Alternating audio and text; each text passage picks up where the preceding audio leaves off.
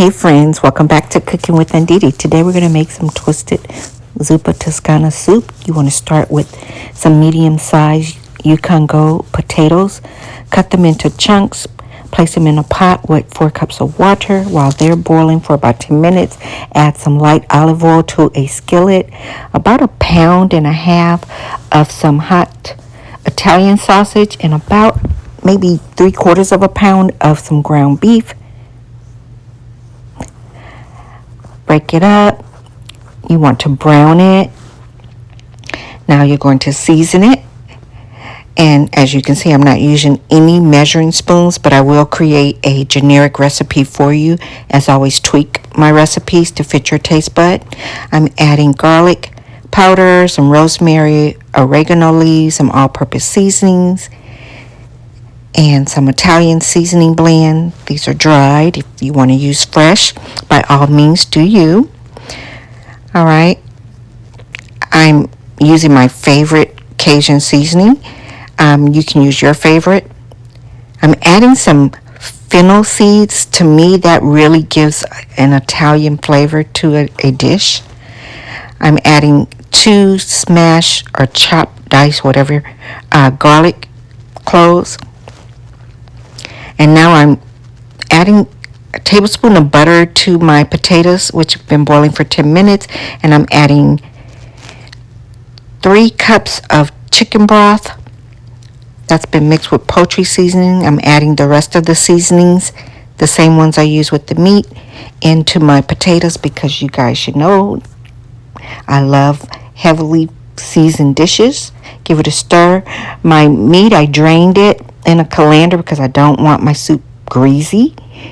I've seen people use paper towels. I've tried that, but I don't know. I just don't feel right doing it. So I drain mine in a colander. Give it a stir. Now I'm adding a dash of some black pepper. I'm just about out of basil, so I'm going to use what I have. Dried basil. Give it a stir. And it's smelling real good. All right, I use heavy whipping cream, and the price of whipping cream has gone up tremendously. It's almost $5 for a little pint. I use 1 cup of whipping cream. I'm going to give it a stir. And my heat is on medium heat. Actually, medium-high heat is what I started on. But now that I've added all the ingredients, it's on medium heat.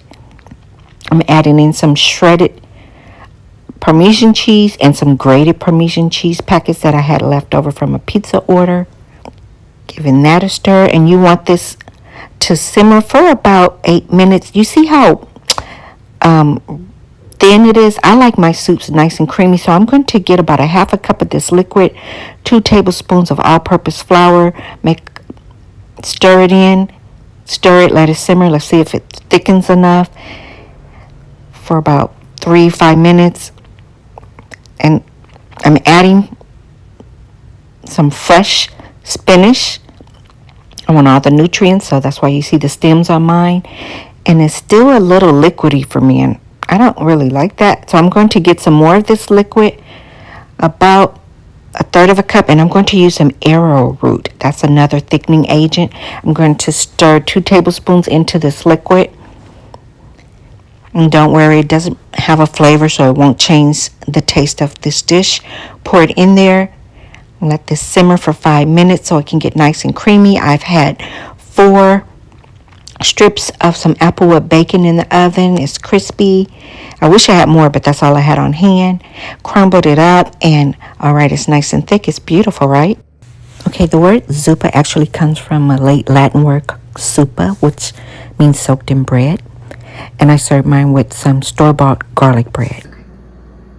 Hey friends, this is my first time making this soup, and I'm not going to call it Zuppa Toscana after Olive Gardens, but it is inspired by Olive Garden, okay?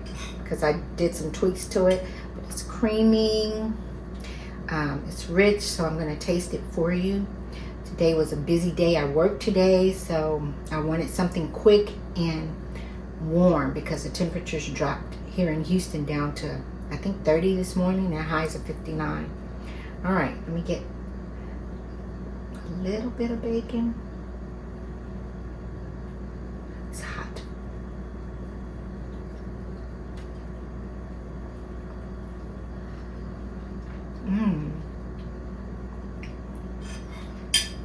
That is really good. And it's so soothing and comforting going down on a nice cool evening. Hit me up in the comments and let me know what did you think of this recipe.